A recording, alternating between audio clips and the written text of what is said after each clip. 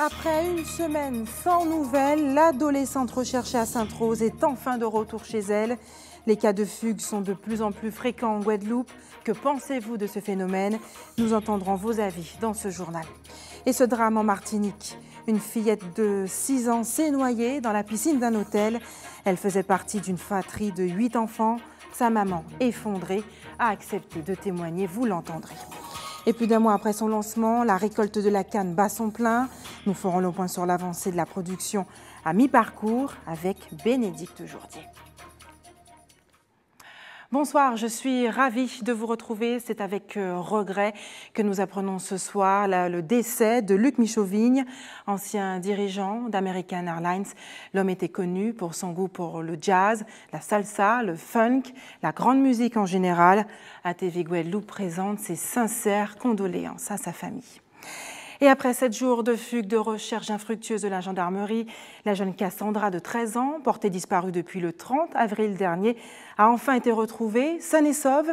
Elle a regagné son domicile familial hier à Sainte-Rose. Mal-être, crise d'adolescence, les cas de fugue sont de plus en plus courants en Guadeloupe. Que pensez-vous de ce phénomène? Linda Kayarsi s'est chargée de vous poser la question. Vous savez, les enfants fuguent. C'est un mode. Mais aussi, il faut dire que si les femmes restaient à la maison pour surveiller leurs enfants, ce serait mieux. Parce que la femme doit être normalement à côté de son époux. Et normalement, je dis aussi que l'État français devait mettre une femme à 25 ans pour faire un enfant, quand on est seul. À ne pas faire des enfants à tout bout de champ, à 10 ans, 11 ans, 15 ans. Non, il fallait faire comme la Chine. Et l'État français aurait aussi beaucoup plus d'argent. Je dis que c'est inadmissible parce que déjà tu es mineur. Alors, tu dis à ta mère pourquoi tu sors de chez toi, pour pas qu'elle s'inquiète, pas que sa famille s'inquiète pour rien, et pour pas après ça que quand tu rentres comme si de rien n'était et tu étais avec ton petit copain. Moi, ça serait ma fille, elle va pas rentrer chez moi tout de suite. Tu vois, moi je lui donne une belle tape et après on règle le problème et moi je vais voir le petit copain et moi après ça je dis comme tu sais fuguer et tu reviens chez moi comme si de rien n'était, tu peux rester avec lui. Et voilà. En fait, quand c'est au cas par cas, bon, c'est souvent le résultat d'un mal-être, d'un dysfonctionnement de la cellule familiale ou autre. Bon, ce qui serait bien, c'est d'entendre cette fille, après l'avoir retrouvée, et essayer de mettre avec elle un projet et des soins adaptés à sa situation. Mais c'est un cas par cas et ce n'est pas un phénomène nouveau, ça va se reproduire régulièrement. Il y a des gens, c'est comme aller chez le docteur, il y a des gens qui vont bien, il y a des gens qui vont mal et qui ont besoin d'aide et c'est une façon d'être alerté. Voilà. C'est quelque chose de pas nouveau et ce sont souvent des situations d'alerte, d'appel au secours. Il y a quelque chose qui ne va pas et une incompréhension quelque part. Et justement, il faut chercher à savoir pourquoi. Voilà. Alors sincèrement, je pense que c'est du n'importe quoi. Voilà, on a un travail à faire au niveau de l'éducation. Il faut que les parents se ressaisissent et reprennent leur rôle de parents. Voilà, c'est ce que je pense. Ah non, c'est pas normal. C'est ces familles-là qui sont responsables à ça. Il faut parler, mettre au courant de tout butin. Hein? Et là, vous pouvez comprendre. Et si c'était petite fille, Timina, qui t'a fait ça, quand t'es fait? Quand t'es fait? Ouais. Il n'est pas pour faire ça. Il n'est pas pour faire ça parce que en mettez au courant de tout butin et vous voyez, il peut comprendre ça. C'est un drame qu'aucune famille ne voudrait vivre. Hier en Martinique, une petite fille de 6 ans s'est noyée dans la piscine d'un hôtel où elle passait la journée avec sa famille. Un cauchemar pour sa mère et ses 7 frères et sœurs. Si les circonstances de l'accident ne sont pas encore déterminées, la douleur, elle, est encore vive. Au lendemain de ce tragique dimanche, Sabrina Doré et Guy Raphaël René sont allés à la rencontre de cette famille endeuillée au quartier Pérou à Sainte-Marie. Regardez. Une douleur encore bien présente au lendemain du drame. Toute la famille s'est réunie autour de la maman de la petite Shailene. La journée à l'hôtel qu'elle avait souhaité offrir à ses enfants pour clôturer les vacances a tourné au cauchemar. Vers 14h, 15h, je me suis réveillée. Elle était dans la piscine avec ses 2 sœurs en train de jouer. Parce que je me suis réveillée, elle m'a dit « Maman, coucou, je m'amuse ». Je lui ai dit, je vais aux toilettes, je reviens. Et lorsque je reviens, je demande à ses soeurs, où est Shailene? Elles me répondent la même chose. Alors, pour moi, elle s'est enfuie. J'étais voir la sécurité. Il m'a dit qu'il n'avait pas vu passer. Alors je suis allée sur la plage, je ne l'ai pas vu. Je suis revenue et tout. Je suis allée à l'accueil, déclarer que j'ai une perte. Ma fille a disparu. Et du coup, le monsieur de l'accueil faisait l'alerte de la disparition de ma fille. Et au moment où un monsieur il vient me dire, on a trouvé votre fille noyée dans la piscine. Le monsieur qui a plongé, c'est lui donner les premiers secours. Les gens qui étaient dans un déjeuner dansant, a essayé. Il y avait un médecin cardiologue parmi eux. Elle a essayé, elle a tout essayé. Je tiens beaucoup à la remercier. Le SAMU est arrivé, l'hélicoptère, tout le monde. Alors là, ils ont dit qu'ils vont faire toute la sécurité, le maximum de sécurité pour la piscine. Shailene était la 6e d'une fratrie de 8 enfants et elle devait fêter son 6e anniversaire en septembre prochain. Aujourd'hui, l'heure est déjà aux démarches administratives. L'enfant a été transféré au service funéraire du CHU de Fort-de-France. Comme pour tous les décès, il faut songer aux funérailles, un travail qui revient aux oncles et tantes. Et là, on a déjà fait les démarches au niveau des pompes funèbres qui vont prendre le relais. Et après, bon, ça va s'enchaîner automatiquement. Et ouais, depuis hier, je suis là en tant que tonton, soutenir, faire les démarches, tout, et le seul à tenir bon avec tout le monde. Shailene était en grande section à l'école Yvette Hilarus à Sainte-Marie. Une cellule psychologique a été mise en place pour accompagner ses petits camarades. La gendarmerie a ouvert une enquête pour déterminer les circonstances exactes de l'accident. Et la CGTG s'oppose au projet de direction commune entre le centre hospitalier gérontologique du Rézé et le CHU de Pointe-à-Pitre. Ils craignent à terme une fusion et refusent de déménager tant que les termes de cette union ne seront pas clarifiés par le département et l'Agence régionale de santé. Les délégués appellent à la mobilisation jeudi prochain. Nathalie Dinan, Patrick Curie. À 3 jours de la mobilisation générale, la CGTG Santé et Action sociale dénonce le projet de la direction commune entre le centre hospitalier gérontologique du Rézé et le centre hospitalier universitaire. Plus qu'une rumeur, les délégués du personnel sont persuadés que l'ordre de mission a été donné pour la mise en place à terme d'une fusion. Ils sont contre. Alors que la loi de modernisation a prévu de mettre des GHT, ce qu'on appelle les groupements hospitaliers de territoire. Hein. Alors, ça devait être mis en place le 1er juillet. Et nous ne comprenons pas pourquoi aujourd'hui, parce qu'on ne parle pas de GHT. Quand on parle de direction commune, on ne parle pas de GHT, parce que la direction commune n'est pas inscrite dans le GHT. Nous pensons tout simplement que le CHGR reconstruit, je dis bien reconstruit, maintenant, serait simplement devenu une espèce de professeur qui viendrait soigner un hôpital malade, un CHU malade. De l'asile des vieillards au centre hospitalier gérontologique s'écoulent 65 ans. La structure, son personnel, ses patients vont être transférés dans quelques mois dans des locaux tout neufs. La centrale syndicale craint que de partager une direction commune va déséquilibrer la situation financière du CHGR et détourner l'établissement de santé de sa mission première. On veut nous laisser entendre que direction commune n'équivaut pas à fusion. Ce n'est pas vrai. Nous disons non. Nous voulons rester autonomes, nous voulons garder notre autonomie. Nous sommes pour une filière gériatrique, oui, mais nous ne sommes pas. Le personnel, par la voix de la CGTG, n'entend pas de cette oreille faire une fusion, je répète, avec un hôpital malade qui jusqu'à maintenant n'a pas pu trouver les voies et moyens pour pouvoir opérer un retour à l'équilibre. Le syndicat a fait savoir au conseil départemental et à l'agence régionale de santé son désaccord.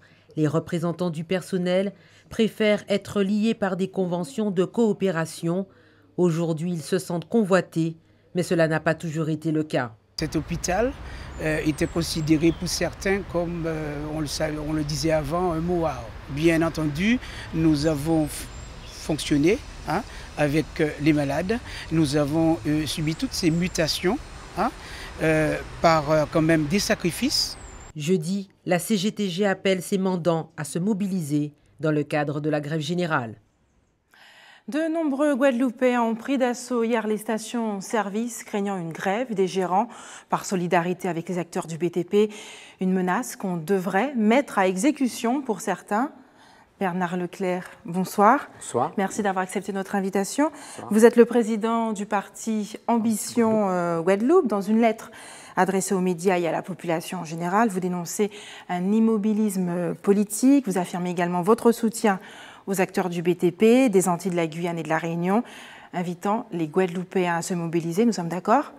Est-ce que vous pensez qu'il est souhaitable que la Guadeloupe vive de nouveau une mobilisation de grande envergure qui serait comparable à celle qu'elle a vécue en 2009 ? Je ne suis pas devin pour vous dire ce qui va se passer demain, mais en tout cas, sur la situation d'aujourd'hui, quand le BTP ne va pas, évidemment, c'est qu'il y a de gros problèmes. La Guadeloupe va mal parce que simplement, il n'y a pas de commande qui suit derrière. En plus, le temps de paiement pour les gens du BTP est trop long, ce qui fait que les entreprises aujourd'hui ferment. Donc ça, est-ce que ça c'est un appel à une révolte? C'est peut-être pas ça, mais c'est encore un moyen pour dire, attention, il y a des choses qui ne vont pas dans ce pays. Ce n'est pas le spectre de ce qui s'est passé forcément en 2009, qui va empêcher aussi de respirer. Il faut essayer de comprendre ce qui se passe aujourd'hui, ne pas vivre avec le passé, mais préparer l'avenir. Le BTP aujourd'hui va très mal, mais ce n'est pas essentiellement le BTP. Je vous invite à prendre votre caméra, à aller par exemple dès demain sur Pointe-à-Pitre, sur Jarry et notamment au niveau de Grand Camp. Vous verrez la quantité de magasins et de maisons fermées. La Guadeloupe aujourd'hui est en train de se zombifier. On est dans un pays aujourd'hui, il y a un marasme qui devient insupportable. Est-ce que le dire, c'est feindre, c'est, je dirais, mettre le Christ deux fois en quoi ? Non, il faut dire ce qui ne va pas et se mettre en tant que grande personne autour d'une table pour améliorer le quotidien et le citoyen. C'est fondamental, c'est une idée propre, neuve et tout simplement, il faut l'inscrire en soi. Et est-ce qu'une mobilisation, justement, peut apporter des solutions ? Une mobilisation pour discuter, pour parler, trouver des solutions. On voit ce que ça a donné après 2009. Il ne faut pas non plus tomber dans la chienlit. Ce n'est pas parce qu'on doit revendiquer certaines choses qu'il ne faut pas raison garder et faire du n'importe quoi. Il ne faut pas casser l'existant. Il ne faut pas casser la baraque. Ce que je dis, c'est qu'il faut analyser ce qui ne va pas, mettre l'État, mettre les politiques, mettre les administrations en face d'un raisonnement logique pour refaire démarrer le pays. C'est ce qu'il faut. Mais je pense que c'est une logique tout simplement d'intelligence. Alors, Bernard Leclerc, vous dites dans cette lettre, et je vous cite, « Notre regard est avant-gardiste en parlant de votre parti, Tout à fait. Anticipateur, révolutionnaire par rapport à l'immobilisme intellectuel et politique qui s'enracine. Comment cette pensée, aussi belle soit-elle, se traduira en action ?» Écoutez, Ambition Guadeloupe a été créée il y a 2 ans et nous avons bien dit qu'on n'était ni de droite ni de gauche, mais on était en même temps de droite et de gauche. Les gens n'ont pas compris ça, et jusqu'à présent, beaucoup de gens n'ont pas compris. Mais qu'est-ce qu'on voulait dire? C'est que la politique réalisée depuis tantôt, aujourd'hui, est complètement dépassée. Et il y a une évolution, il y a une révolution dans la façon de faire et de mettre les choses en action aujourd'hui. Quand vous avez un gars comme Macron qui vous dit aujourd'hui qu'il met un mouvement en place qui s'appelle En Marche, qui dit qu'il n'est ni de droite ni de gauche, quand vous avez NKM qui dit pareil, quand vous avez Nuit debout, quand vous avez aujourd'hui beaucoup de gens, beaucoup d'intellectuels sont d'accord pour dire que les idéologies ont explosé et qu'aujourd'hui, ce qu'il faut, c'est des solutions pour que le citoyen ait sa part de bonheur. Est-ce que le dire, quelque part, c'est offenser, je dirais, l'existence? Le dire, c'est bien, mais quelles sont les actions concrètes? Alors, c'est toujours pareil. Avec les intelligences, avec les techniciens, la politique est là pour définir un cap et à partir de ça, l'État doit définir les priorités. Il y a des jeunes qui veulent travailler aujourd'hui, il faut revoir ce qui ne va pas et mettre en place ce qu'il faut pour que les gens trouvent du travail. Parce qu'une société où pratiquement on a autant de jeunes dans la rue qui ne travaillent pas, que ce soit ici ou en métropole, n'importe quel endroit, c'est une société qui va exploser. Le président Henri Chalus avait publiquement promis à Mélina Seymour une mission concernant la jeunesse. Je crois que rien n'a encore été fait. Est-ce que au sein de votre parti, vous êtes déçu? Écoutez, Mélina Seymour et le parti, bien sûr, nous sommes déçus parce que tout simplement, nous faisons partie d'une cuvée, je dirais, de gens où on n'a pas besoin d'écrire les choses. On a quelque chose, je dirais, l'honneur de norme, et quand on dit quelque chose, on n'a pas besoin d'écrire. Le président Chalus a beaucoup travaillé, probablement. Nous avons des solutions au niveau de la jeunesse, au niveau de la culture et autres. Je pense qu'il y a cette dynamique d'Ambition Guadeloupe qu'on a entendue, puisque 4500 personnes ont voté pour nous. Les gens n'arrêtent pas de nous interpeller, de demander « alors, qu'est-ce qu'on a fait ?» Alors, nous avons changé donc de tête au niveau d'Ambition Guadeloupe parce qu'on est là dans un esprit démocratique et qu'il faut donc tourner les choses, puisque notre président d'honneur, la personne de Mélina Semo, est en train de faire un gros travail, je dirais, sur le monde en ce moment. Mais nous travaillons ensemble et nous attendons et nous allons rencontrer, je pense que je vais rencontrer avec certaines personnes d'Ambition Guadeloupe, sous peu, M. Chalus, pour lui dire en quoi aujourd'hui nous pensons qu'on n'est pas sur la bonne voie, qu'est-ce qu'on pourrait faire et à quel niveau qu'on pourrait lui porter, n'est-ce pas, quelques solutions, parce que réellement aujourd'hui, l'effet attendu n'est pas là. Avons-nous encore le luxe d'attendre indéfiniment et les choses? Manifestement non, puisque l'actualité est en train de nous rattraper. Je pense qu'il faut aujourd'hui relancer la Guadeloupe. On a l'impression que vous avez de la vie à ce pays. On a l'impression que vous avez du mal à être entendu finalement. Est-ce que vous menez des actions sur le terrain? Que devient ce parti, Ambition Guadeloupe? On rencontre les gens tous les jours, on est omniprésent. Voilà un article encore qui vient de sortir, on vient de changer donc de Pour quelle portée? président. Vous avez déjà contacté le président de la région? Quelle sera la portée de cette lettre? Mais évidemment que nous sommes Celle en que vous contact. Quand je souhaitez? dis qu'on n'a pas encore été reçu dans le sens pour mettre en place un certain nombre de choses, c'est à ce titre, mais on rencontre, on voit, on manifeste, on est dans la réalité. On n'a pas de commission encore où on peut faire entendre notre voix, alors que d'autres personnes qui, a priori, qui ne l'étaient pas, qui n'ont pas défendu Harry Chalus aujourd'hui, je pense notamment à l'école de la deuxième chance qu'on a placé, donc Mme Justine Bénet, et qui manifestement n'était pas là pour défendre Harry Chalus. Et notamment, il y a eu encore des commissions réunies dans le cadre du tourisme, de la CTIG, et on n'y était pas. Alors, je vais le rencontrer, je pense que c'est quelqu'un, ce sera très agréable de le rencontrer pour lui dire exactement ce que j'ai à lui dire, et on va débattre, et je pense qu'on arrivera à trouver une solution, parce que nous avons donc une ligne politique et de développement de la Guadeloupe à définir, à mettre en place, et il fera partie probablement des gens qui vont servir de levier. Bernard Leclerc, merci d'avoir accepté de répondre à nos questions. Restez avec moi, vous allez le voir. Plus de 23 000 tonnes de cannes ont été réceptionnées par les sucreries et distilleries de l'archipel. Au 1er mai, le bilan intermédiaire de la campagne sucrière est annoncé conforme aux prévisions. On regarde tout de suite les précisions de Bénédicte Jourdier. Sur les 364 000 tonnes prévues, un peu plus de 180 000 ont été récoltées au 1er mai sur les 3 bassins canniers de la Guadeloupe. Sud, Centre, Grande Terre, Nord, Grande Terre et Basse Terre, ce qui représente 51% des prévisions. À Marie-Galante, la SICAMA estime être à 70% des prévisions annoncées début mars, avec 47 000 tonnes livrées à la sucrerie de Marie-Galante à la date du 30 avril. Des prévisions en baisse dans l'ensemble des différents bassins canniers comparés aux récoltes de 2015 à la même période. À titre d'exemple, en Nord Grande Terre, on relève la plus forte diminution entre 2015 et 2016, moins 28%, c'est-à-dire 123 000 tonnes récoltées contre 173 000 en 2015. Mais la pluviométrie abondante durant la campagne sucrière devrait compenser les effets de la sécheresse qui avait ralenti la croissance de la canne. Les agents du département et d'EDF Archipel participent à une semaine de sensibilisation à la sécurité routière. Formés par des professionnels, ils sont exposés à des situations réelles pour apprendre à éviter les conduites à risque. Karen Diama.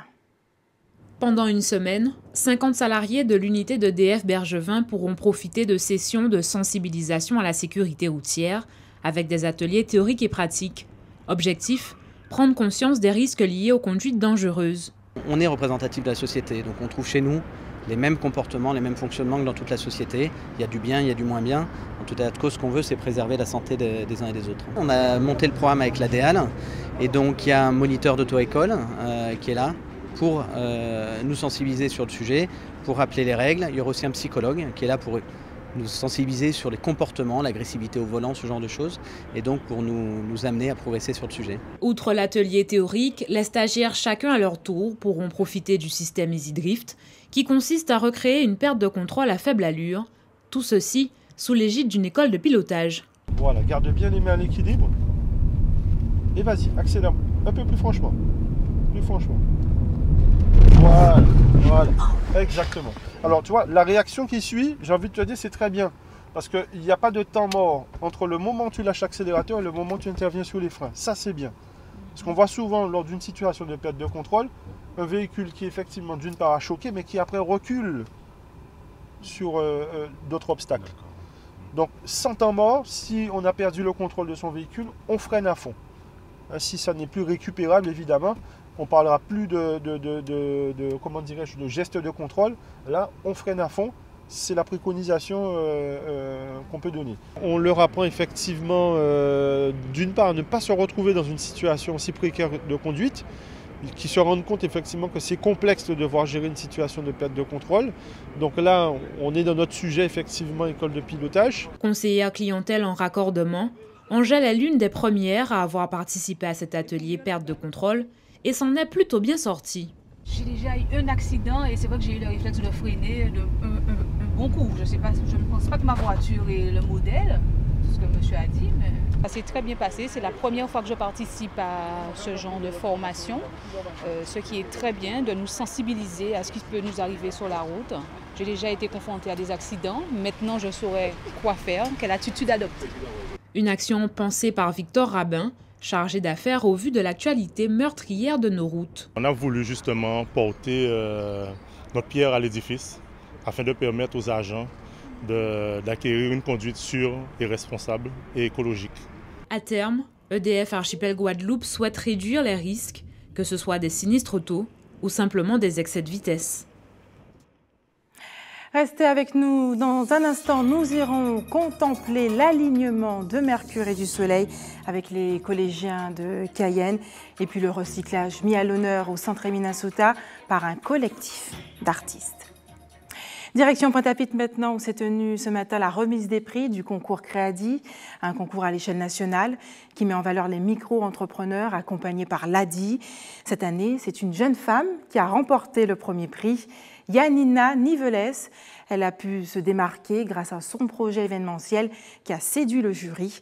On l'écoute face à la caméra d'Isabelle Hameau. J'ai monté mon dossier, je suis passée devant le jury mon projet a beaucoup plu.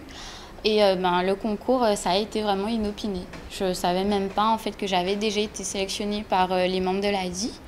Moi je me suis dit ok, je me lance parce que j'aime bien cet esprit d'aventure. Et savoir que j'ai été lauréate du concours, déjà ça montre que le projet plaît, que mes idées plaisent. Et ça m'incite à aller encore plus loin. C'est un projet vraiment personnel qui me tenait à cœur. Mon père a longtemps fait de l'événementiel. Il a organisé beaucoup de mariages et par souci de santé, etc., il a dû arrêter. Et je m'étais toujours dit, je reprendrai. Je reprendrai ce créneau et je vais poursuivre dans ce domaine. Il y a pas mal d'ouvertures, c'est-à-dire qu'on ne reste pas cantonné. En tout cas, moi, je ne fais pas que des mariages, baptêmes. Il y a aussi des baby showers, des enterrements de vie, jeunes filles ou garçons. Et donc voilà, c'est qu'on peut vraiment s'élargir. Je pense aussi beaucoup développer le secteur professionnel, organiser tout ce qui est arbre de Noël, comité d'entreprise et pourquoi pas des déjeuners d'affaires, etc. Donc après, il y a aussi un service dédié aux particuliers. Donc pour tout ce qui est Saint-Valentin, etc., c'est vrai que les gens, ils n'ont pas forcément le temps, ils ont envie d'avoir des surprises, mais quand c'est l'un ou l'autre qui organise, il n'y a plus cet effet de surprise des deux. On est stressé, donc il y a des petits cafouillages. Là, les gens me font confiance, ils me confient, peu importe que ce soit les clés de leur maison ou le lieu, en tout cas, où ils aimeraient fêter cet événement, et je m'occupe de tout de A à Z. 4 écoles primaires ont été vandalisées à Fort-de-France en Martinique. Parmi elles, l'école Jean-Baptiste Rouane Sim des Terres-Saint-Ville. C'est elle qui a été la plus dégradée. Impossible d'accueillir les élèves dans de tels locaux. Ils ont été renvoyés chez eux. Pour la communauté scolaire et la mairie, ces actes de vandalisme sont tout simplement intolérables.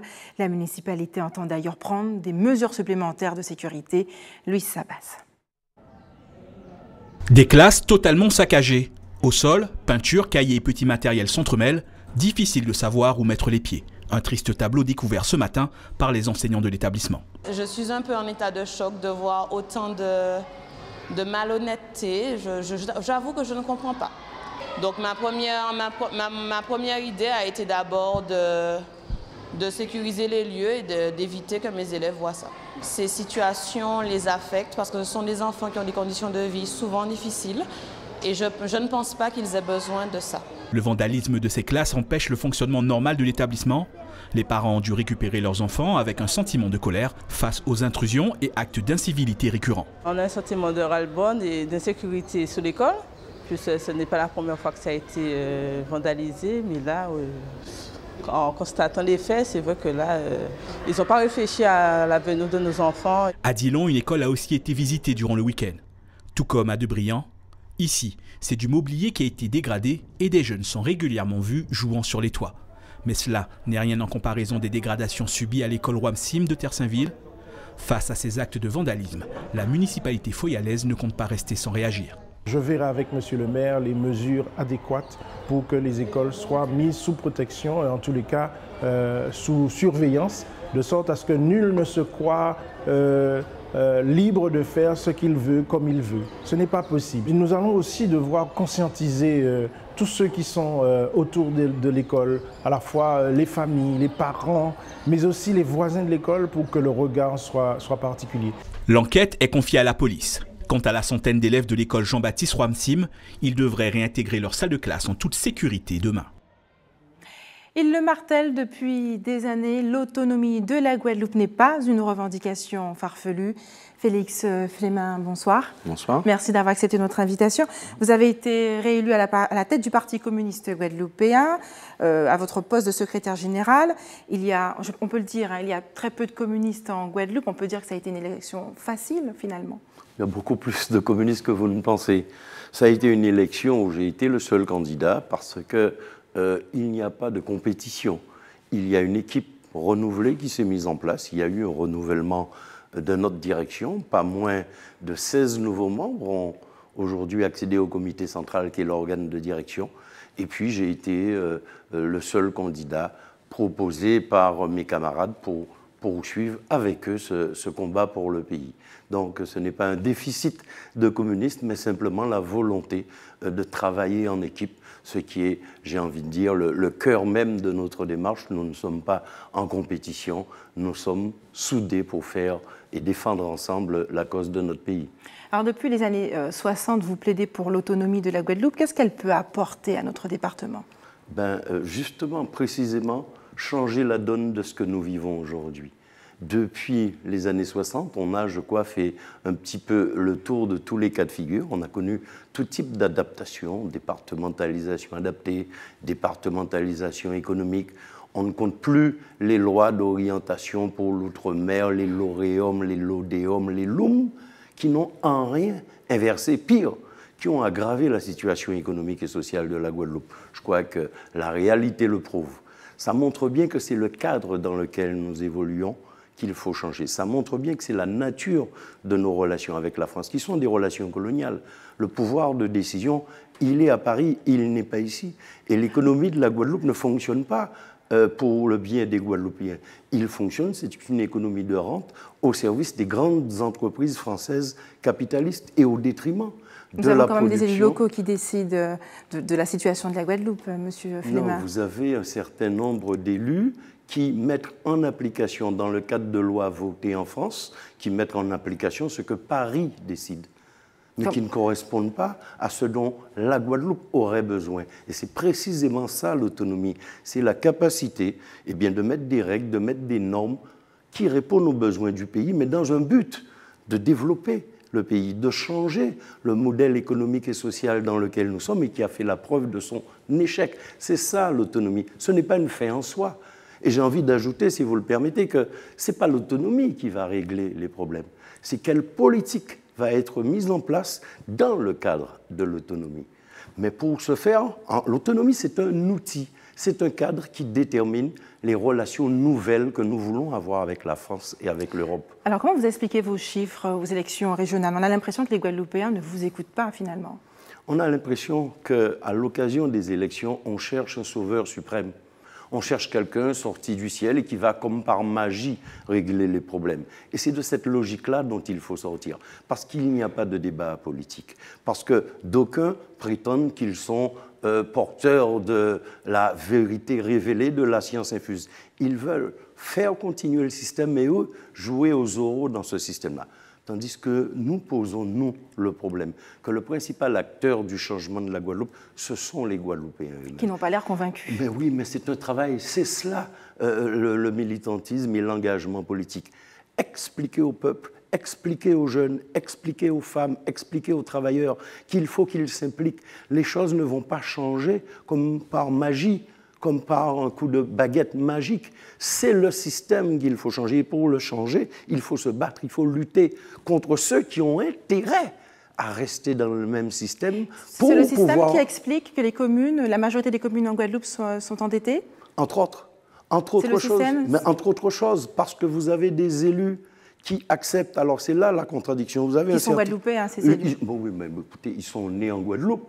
Être guadeloupéen, ce n'est pas simplement être né en Guadeloupe, c'est porter au fond de soi la volonté de faire avancer son pays, de le défendre. Lorsque vous acceptez que l'État supprime des dotations, le même État, le même chef d'État qui vous dit « aujourd'hui, on va mettre en place l'égalité réelle », ce qui suppose que nous soyons dans une inégalité, et que dans le même temps, il vous demande et il vous impose les mêmes restrictions qu'en France. Il y a une contradiction. On a besoin justement d'élus en capacité de défendre le pays et de dire non, ce n'est pas bon pour nous, nous le refusons parce que ça frappe notre peuple. C'est cela qu'on attend de nos élus. Or, aujourd'hui, les élus se plient, s'alignent, se couchent devant le pouvoir français, acceptant, et on en revient, acceptant cette domination coloniale qui est politique, qui est économique. Alors, il faut sortir de ce cadre-là. Il faut ouvrir une perspective différente. L'ouvrir, c'est ce que nous faisons, c'est ce que nous voulons faire, c'est ce que nous proposons. Apporterez-vous votre soutien aux acteurs du BTP, comme Bernard Leclerc l'a clairement dit tout à l'heure? On ne porte pas de soutien aux acteurs du BTP. On ne peut pas être dans un système dont on accepte les règles et s'en plaindre à la fois.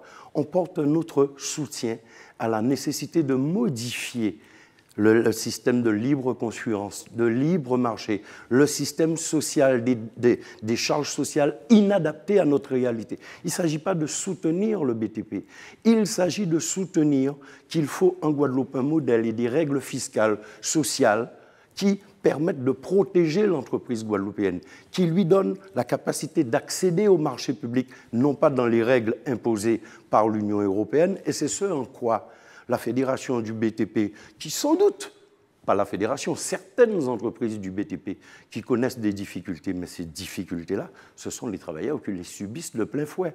Alors si elles veulent comprendre que c'est le cadre justement de ces règles sociales, fiscales européennes inadaptées qu'il faut changer, eh bien qu'elles viennent avec nous, à nos côtés, se battre pour que nous puissions ici mettre un système social, des règles fiscales, pour que nous puissions au niveau des prêts bancaires, des financements, et bien mettre en place un organisme de financement public qui leur permette d'accéder à des prêts correspondant à la réalité de l'entreprise guadeloupéenne et qu'ils comprennent aussi la nécessité de se regrouper en secteur, en entreprise coopérative, parce que l'entreprise, nous défendons l'entreprise parce que nous défendons les travailleurs, mais nous voulons d'une entreprise dont la richesse produite soit répartie équitablement à ceux qui ont produit la richesse, à savoir les travailleurs. Avec quel parti politique local pensez-vous vous allier pour parvenir à cet objectif d'autonomie? Le Parti des travailleurs et du peuple guadeloupéen. En clair, ce n'est pas une boutade. On veut s'associer avec les Guadeloupéens. On veut leur demander, c'est pour ça que nous appelons à la création de comités populaires pour qu'ils s'investissent et s'impliquent. Mais ceci dit, tous ceux des partis politiques guadeloupéens qui comprennent plus que jamais aujourd'hui la nécessité urgente de sortir du cadre de l'assimilation, de nous inscrire avec la France, avec l'Europe, dans un autre type de relation qui nous permettent d'avoir une souveraineté partagée, tous ceux qui aujourd'hui sont d'accord avec cette démarche-là, faisant le constat de l'échec de leur politique, eh bien, nous sommes prêts à travailler avec tous les Guadeloupéens qui partagent aujourd'hui et qui comprennent cette nécessité d'ouvrir une perspective différente pour le pays. Félix Flémin, merci d'avoir répondu à nos questions ce soir. Merci de m'avoir invité. Il est possible de redonner une seconde vie aux objets. En tout cas, c'est ce qu'ont souhaité démontrer 4 artistes, Liliane Pitolin, Noël Le Bourgeois, Micheline Sylvestre et Bernard Lassiva, à travers une exposition visible jusqu'au 14 mai au Centre Emina Souta. Je récupère, je valorise un reportage de Karen Diamant. On regarde ensemble. Comptable de formation et enseignante jusqu'en 2004, Liliane Pitolin fait partie des 4 artistes qui proposent de faire renaître des éléments ou matériaux destinés à la poubelle, une façon pour elle de recycler et de valoriser. Je propose des choses qui sont recyclées avec du papier, même si on ne voit pas forcément que ça en est à la base. Pour donner un effet de céramique, je les vernis, mais ce sont des petits pots qui sont très utiles et qui ont été réalisés avec des prospectus mis dans ma boîte aux lettres ou récupérés auprès des uns et des autres à qui je demande de les garder. Donc des choses comme ça, ça permet de donner une deuxième vie à du papier, parce qu'on est quand même envahi aussi bien dans les boîtes aux lettres, dans les supermarchés, et ça permet de faire des choses, par exemple notamment ici, un collage avec du papier sur une base de carton, donc qui permet de faire un petit tableau et ça donne une deuxième vie à des petits bouts de pages de magazines. Et ce que Liliane préfère, c'est travailler des objets minuscules comme les opercules de canettes. Ici, je propose un tableau dans lequel j'utilise des opercules de canettes. Alors, je suis brodeuse d'art main, donc j'intègre en fait dans mes broderies les opercules, mais je les brode sur un support tissu. Je ne les colle pas, mais je les mélange avec des perles, des paillettes et des objets divers pour créer un tableau qui, à la base, se dire que la moitié des éléments finiraient à la poubelle. Autre artiste à exposer, Bernard Lassiva, qui voit avant tout dans cette exposition une façon différente de s'exprimer avant de recycler. On a un miroir, tous en fait on a des initiales, tous on a des éléments qui sont fichés quelque part, les impôts, la sécurité sociale et tout le reste. On a tous un portable, tous un ordinateur et tous on est reliés à quelque part à un réseau. Et tous, on a aussi un code qui nous permet d'accéder à cette chose. Mais on se voit au travers de miroirs, mais également à travers toutes ces choses. Avec le thème du recyclage, les 4 artistes ont su trouver le moyen de faire prendre conscience à la population de l'importance de recycler. Concernant le recyclage, c'est quelque chose, donc on est déjà pris dedans, donc on est déjà emballé, donc il faut, même les enfants, travailler avec les enfants, travailler avec l'école, travailler avec plein de gens. Donc il faut, parce qu'on est déjà pas embarrassé, on ne va pas employer ce mot-là, mais on est déjà pris dedans, c'est plus facile. Qu'est-ce que vous pensez du travail des artistes, justement, de récupérer et de recycler de cette façon? Ça, c'est formidable. Il n'y a pas grand-chose à dire. Ça, c'est formidable. Ça, c'est formidable. On peut faire plein de trucs avec. C'est formidable. Au total, plus d'une 60aine de pièces composent cette exposition « Je récupère, je valorise » qui offre 4 regards différents sur les objets délaissés. C'était un rendez-vous immanquable pour les amoureux des astres et de l'univers. La rencontre entre Mercure et notre Soleil, un alignement rare et difficile à observer, à moins d'être bien équipés. 7 scientifiques en herbe d'un collège de Guyane ont pu l'observer à Yodélé-Germain. Et on peut regarder le Soleil comme ça parce qu'on n'a pas mis de filtre. Sinon on se brûle la rétine des yeux. Et on devient aveugle. Et on devient aveugle jusqu'à l'éternité de la vie. Pour observer le passage de la planète Mercure devant le Soleil, il faut être très précautionneux. Grâce à une feuille de papier, à l'autre extrémité du télescope, on observe Mercure, une minuscule tache d'un diamètre apparent 160 fois plus petit que le Soleil. On voit Mercure, un tout petit point noir devant le Soleil, et pas assez grande pour l'éclipser. Quand on regarde la maquette du système solaire qui a été faite par les élèves, là on a le Soleil et les planètes telluriques, les 4 premières planètes telluriques qui sont à l'échelle. On voit que le Soleil est beaucoup plus gros que Mercure et que la Terre. Et Mercure tourne autour du Soleil en 87 jours. Et il se trouve qu'aujourd'hui, le Soleil, Mercure et la Terre sont parfaitement alignés. Le transit de Mercure est un phénomène exceptionnel qui se reproduira dans 33 ans. Les 7 lauréats du concours C'est Génial ont pu l'observer aujourd'hui après avoir présenté leur projet scientifique intitulé La Guyane voyage dans l'espace. Ce concours C'est Génial Collège est organisé par un dispositif ministériel Sciences à l'école. Donc c'est un projet interdisciplinaire qui peut se réaliser au sein de la classe ou au sein du collège. Donc dans le cadre du collège Auxence-Contour, ça s'est réalisé au sein d'un club scientifique. Les élèves travaillent sur une problématique et puis à partir de cette problématique, ils vont emprunter les démarches des scientifiques, c'est-à-dire s'interroger, expérimenter, faire des recherches. Le projet préparé par les 7 collégiens depuis le début de l'année a été retenu aujourd'hui par un jury de professionnels pour la finale à Paris le 21 mai prochain. Je suis fière et surtout je suis très stressée aussi parce que j'ai presque tout le monde sur le dos, dire on va gagner, t'inquiète pas, tu vas réussir et tout. C'est stressant. C'est un projet qui est très intéressant, d'autant plus que nous avons le centre spatial en Guyane, donc un projet qui est orienté astronomie, planète et système solaire est forcément très intéressant. En plus, si ça peut donner de la motivation à d'autres jeunes de poursuivre sur cette lancée-là, voire de les attirer vers des métiers scientifiques ou simplement les études, c'est déjà une très très bonne chose. L'année dernière, la Guyane s'était déjà illustrée lors de la finale nationale du concours scientifique C'est Génial. Le collège Albert Londres de Saint-Laurent-du-Maroni avait obtenu un prix spécial Club scientifique pour leur projet Dingue, la solution Goupy.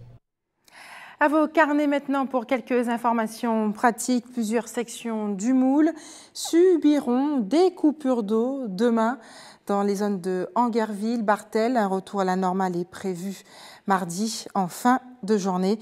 Et puis les communes de Saint-Louis, Trois-Rivières et les Abîmes subiront également des coupures d'électricité, cette fois essentiellement dans la matinée. Et si vous avez la possibilité de donner de votre sang, la collecte mobile sera demain à Pointe-à-Pitre, sur le boulevard de l'Hôpital, et mercredi au centre commercial Millénis. C'est la fin de notre édition locale et régionale. On se retrouve dans un instant pour le rappel des titres.